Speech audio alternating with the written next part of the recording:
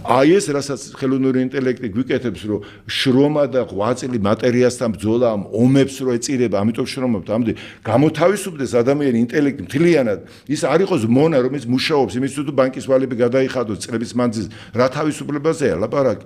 ეს მონობა, რომ მთლიანად ეს გააკეთოს ინტელექტმა, ხელოვნურმა რობოტებმა, ტექნოლოგიებმა და მე ახლა რო შიშები აქვს, ვაიმე ადამიანის სამუშაოს დაკარგავსო და ეს ჩინია, წარმოგიდგენია რა მონოცნობიერება პირიქით სიხარულის ნაცვლად.